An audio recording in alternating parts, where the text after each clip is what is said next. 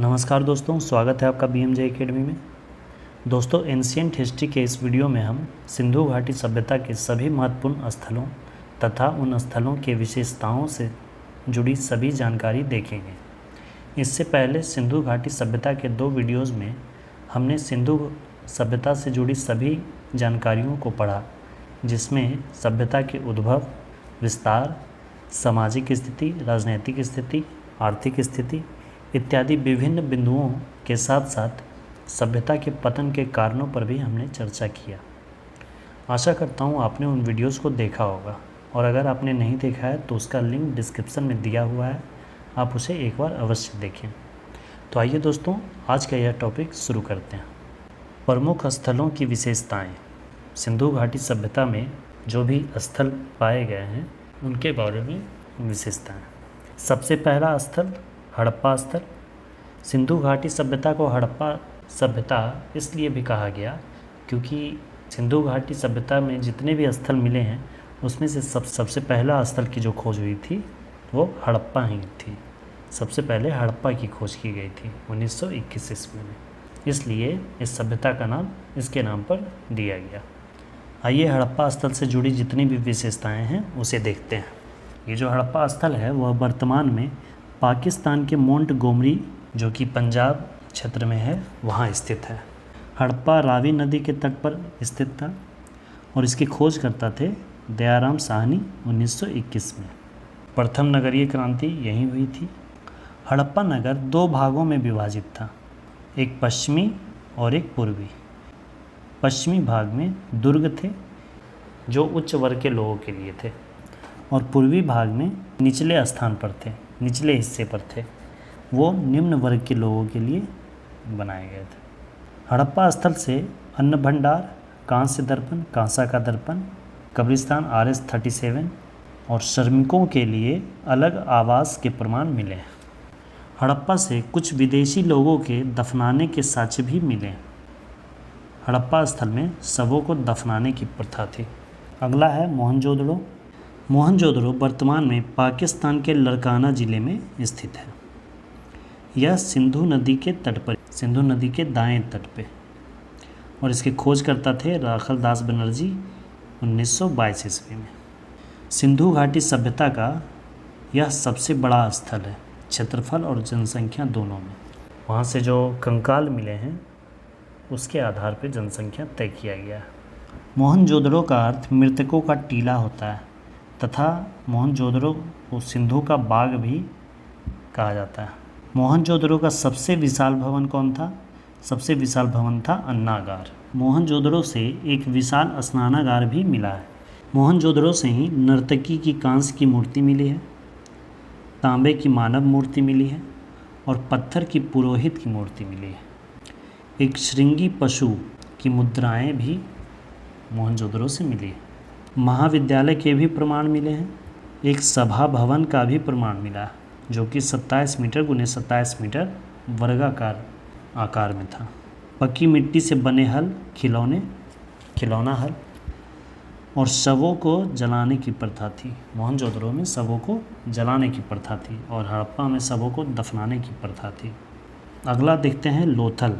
वर्तमान में जो अहमदाबाद ज़िला है गुजरात का, वही लोथल था। यह भोगवा नदी के तट पर था और इसकी खोज करता थे रंगनाथ राव 1954 में। यह एक गोदीवाड़ा था, यानी बंदरगाह था। यहाँ से व्यापार किया जाता था, समुद्री व्यापार के लिए इसी का प्रयोग किया जाता था। लोथल को लघु हड़प्पा भी कहा जाता है। लोथल में दोनों भाग एक साथ दुर्गीकृत थे। दोनों भाग यानी कि जो दुर्ग था वो भी, और एक जो ऊंचाई पर जो था वो भी, और जो निचले स्थान पर था वो भी, वो सब एक साथ, उनकी किलेबंदी एक साथ की गई थी। चावल के प्रमाण, रंगाई कुंड के प्रमाण, अग्नि कुंड के प्रमाण, हाथी दांत, इन सबों के प्रमाण लोथल से मिले हैं। 3 युगल समाधियाँ भी मिली हैं। बेलनाकार मुहर, आटा पीसने की पत्थर की चक्की, मिट्टी के बने नाव, खिलौने और घोड़े की मृण मूर्ति और मनके भी मिले हैं। अगला है कालीबंगा। कालीबंगा राजस्थान के हनुमानगढ़ जिले में है। यह घग्गर नदी के तट पर स्थित था और इसके खोजकर्ता थे अमलानंद घोष 1951 में और ब्रजवासी लाल 1961 में। कालीबंगा भी हड़प्पा की तरह पश्चिम और पूरब दो भागों में दुर्गीकृत था। कालीबंगा की किलेबंदी कच्ची ईंटों से की गई थी, जबकि हड़प्पा की किलेबंदी पक्की ईंटों से थी। कालीबंगा से 3 प्रकार के शवाधान, जिसमें कि पूर्ण शवाधान, आंशिक शवाधान तथा दाह संस्कार के प्रमाण मिले हैं। कालीबंगा का अर्थ होता है काले रंग की चूड़ियाँ। कालीबंगा से कांसा का बैल, चूड़ियाँ, अग्निकुंड, चबूतरा, वेदिकाएँ, लिंग पूजा के प्रमाण मिले हैं। हल से जुते हुए खेत का साक्ष्य कालीबंगा से ही मिला है। कालीबंगा से भूकंप के भी प्रमाण मिले हैं। अगला है राखी घड़ी, हरियाणा के हिसार जिले में है। राखी घड़ी घग्गर नदी के ही तट पर स्थित था और इसके खोजकर्ता थे सूरजभान। सिंधु घाटी सभ्यता का अगर भारत में स्थित सबसे बड़ा स्थल कहा जाए तो वो है राखी घड़ी। भारत में स्थित सबसे बड़ा स्थल कौन है? राखी घड़ी। राखी घड़ी से ताम्र उपकरण मिले, तांबा का बनाए गए उपकरण। अगला है धौलावीरा। वर्तमान में इसकी स्थिति है उत्तर पश्चिमी गुजरात में। इसके खोजकर्ता थे जेवी जोशी 1967 से 1967-68 में। धौलावीरा सिंधु सभ्यता का एकमात्र स्थल था जो 3 भाग में बटा था। जितने भी स्थल थे 2 भाग में बटे हुए थे, एक ऊंचाई पर स्थित और एक नीचाई पर स्थित। लेकिन धौलावीरा एकमात्र स्थल था जो कि 3 भाग में बटा था, उत्तर भाग, मध्य भाग और निम्न भाग। धौलावीरा का अर्थ होता है सफ़ेद कुआं। धौलावीरा के एक टीला पर एक कुआं का अवशेष मिला है। धौलावीरा से ही स्टेडियम के प्रमाण और विशाल जलाशय का प्रमाण मिला है। धौलावीरा से ही एक अभिलेख प्राप्त हुआ है जिसे पढ़ा नहीं जा सका है। नेवला की पत्थर की मूर्ति भी मिली है। अगला स्थल है चन्हुदड़ो। यह वर्तमान में पाकिस्तान के सिंध प्रांत में स्थित है। यह भी सिंधु नदी के तट पर स्थित था। इसके खोजकर्ता थे अर्नेस्ट मैके और मजुमदार। चन्हुदड़ो में दुर्गीकरण या किलेबंदी नहीं की गई थी। चारों तरफ से जो किलेबंदी की जाती है वो चन्हुदड़ो में नहीं की गई थी। चन्हुदड़ो में वक्राकार ईंटों का प्रयोग किया गया। यहाँ से एक सिक्का मिला है जिस पर 3 घड़ियाल और 2 मछलियाँ चित्रांकित हैं। चन्हुदड़ो से ही बिल्ली का पीछा करते हुए कुत्ते के पंजे का छाप का निशान मिला है। मिट्टी की पकी हुई पाइप खिलौना के रूप में। मनके बनाने का कारखाना मिला है। यहाँ मनके बनाए जाते थे। कंघा, लिपस्टिक, काजल, पाउडर इत्यादि के साक्ष्य प्राप्त हुए हैं। साजो सजावट के जो सामग्रियाँ हैं वो सब चन्हुदड़ो से मिले हैं। अगला स्थल है रोपड़। रोपड़ वर्तमान में पंजाब के रूपनगर में स्थित है। यह सतलज नदी के तट पर स्थित था।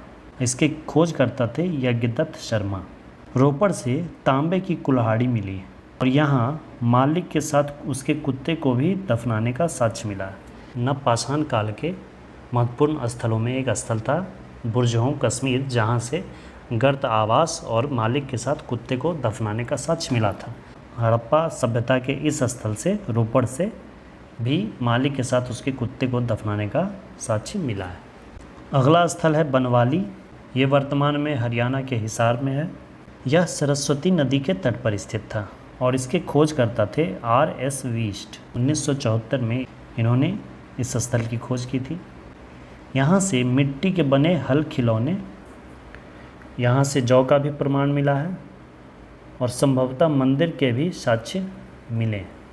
जल निकासी प्रबंधन का अभाव पाया गया इस स्थल में। अगला है रंगपुर। यह स्थल गुजरात के अहमदाबाद में स्थित है।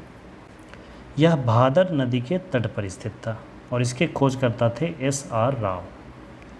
यहाँ से धान की भूसी, ज्वार, बाजरा के प्रमाण मिले हैं। अगला स्थल है सूरकोटदा। यह वर्तमान में गुजरात के कच्छ में स्थित है। यह सरस्वती नदी के तट पर था।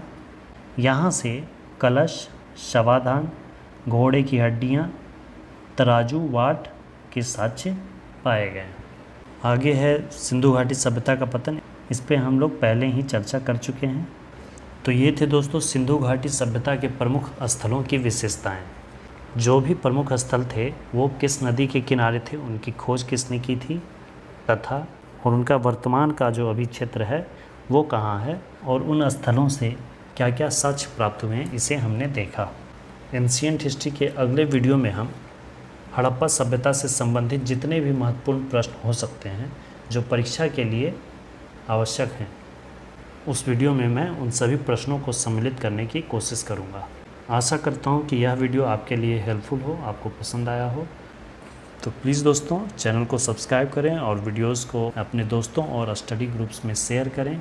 वीडियो को अंत तक देखने के लिए धन्यवाद दोस्तों। जय हिंद।